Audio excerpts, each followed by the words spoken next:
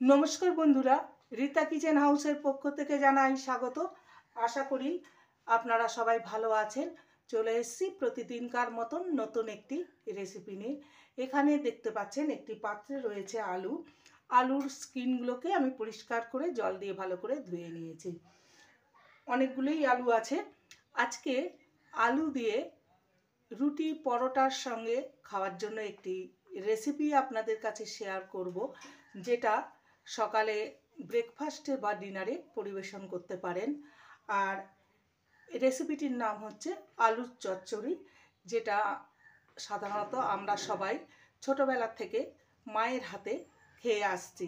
প্রথম থেকে শেষ পর্যন্ত দেখতে থাকুন, আশা করি আপনাদের ভালো লাগবে। প্রথমে আমি আলুগুলোকে ছোট ছোট টুকরো করে কেটে নেব।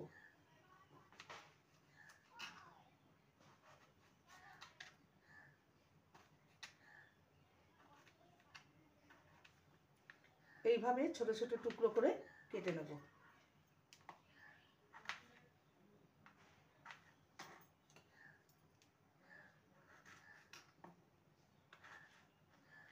এই আলুর চচ্চড়ি সাধারণত বিয়ে বাড়িতে গেস্টরা আসতো, তাদেরকে জলখাবারে মুড়ির সাথে পরিবেশন করা হয়।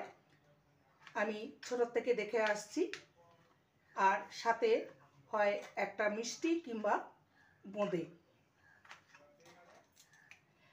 সাদামাটা রেসিপি, অথচ খেতে কিন্তু দুর্দান্ত লাগে। এইভাবে সমস্ত আলুকে টুকরো করে কেটে নেব, ছোট ছোট টুকরো করে কেটে নেব। সমস্ত আলুকে এরকম ছোট ছোট টুকরো করে কেটে নিয়েছি। কেটে নেওয়ার পর ভালো করে জল দিয়ে ধুয়ে নিয়েছি। এবার চলে যাব মূল রান্নায়। কড়াই বসিয়ে দিয়েছি, এবার দিয়ে দেবো সর্ষের তেল। তেলের পরিমাণ খুব একটা বেশি লাগবে না, সামান্য তেলেই রান্না হয়ে যাবে। আলুর চচ্চড়িতে বেশি একটা তেল লাগে না। ফোড়নে দেব হাফ টিস্পুন পাঁচফোড়ন। আমি পাঁচফোড়ন দিয়ে করব।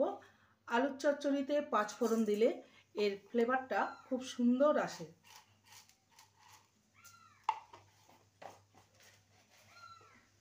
দিয়ে দেবো দুটো কাঁচা লঙ্কা আর একটা শুকনো লঙ্কাকে দু টুকরো করে দেব।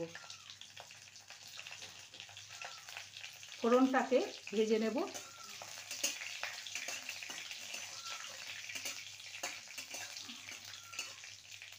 ফোড়নটা ভাজা হয়ে গেছে, ফোড়নটা থেকে খুব সুন্দর একটা গন্ধ বেরিয়েছে। এবার দিয়ে দেবো আদা বাটা 1 টিস্পুনের মতন।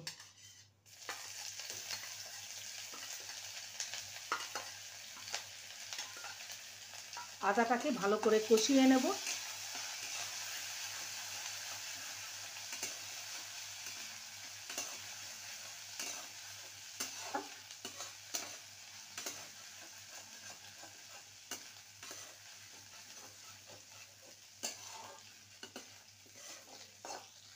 আদাটাকে ভালো মতন কষিয়ে নিয়েছি।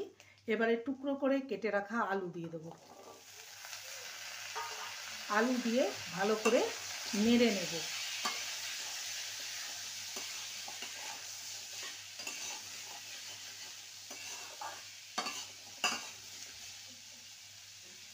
এবারে দিয়ে দেবো স্বাদ অনুযায়ী লবণ। লবণটা দিয়ে দিলে আলুটা তাড়াতাড়ি নরম হয়ে যাবে। আর দেব হলুদ গুঁড়ো। হলুদ গুঁড়ো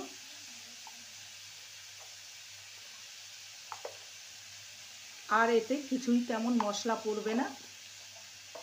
ভালো করে আলুটাকে কষিয়ে নেব।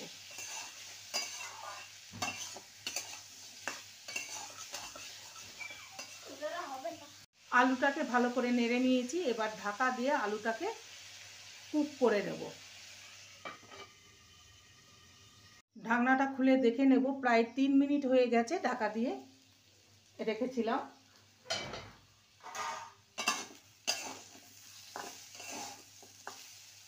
আলুটা প্রায় 60% মতো কুক হয়ে গেছে, দেখে নেব। এই যে দেখতেই পাচ্ছেন আলুটা প্রায় 60% মতো কুক হয়ে গেছে। ভালো করে ভেজে নিয়েছি আলুটাকে। এবারে সামান্য জল দেব, এটা আদা বেটেছিলাম মিক্সির জারে, সেই জলটা দিয়ে দেব। আর বেশি জল দেব না, এই জলেই আলুটা ভালো মতো কুক হয়ে যাবে। এবার ঢাকা দিয়ে এটাকে হতে দেব।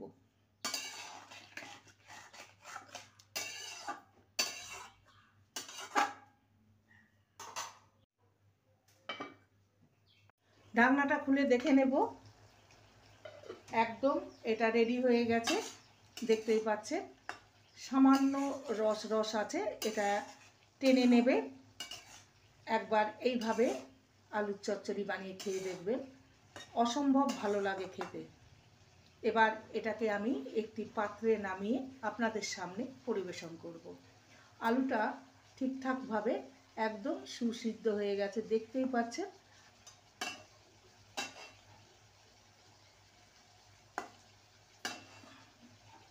তৈরি হয়ে গেল অতি সাধারণ একটি রেসিপি, আলুর চচ্চড়ি।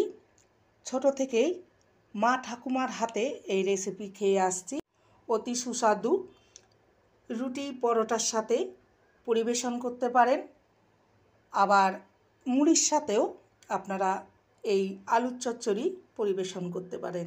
রেসিপিটি ভালো লাগলে প্লিজ লাইক করবেন, কমেন্ট করবেন, শেয়ার করবেন। যারা নতুন বন্ধু রয়েছেন চ্যানেলটিকে সাবস্ক্রাইব করে পাশে থাকবেন, বেলটি অন করে দেবেন, নোটিফিকেশন চলে যাবে আপনাদের কাছে। দেখা হচ্ছে নেক্সট ভিডিওতে। নমস্কার।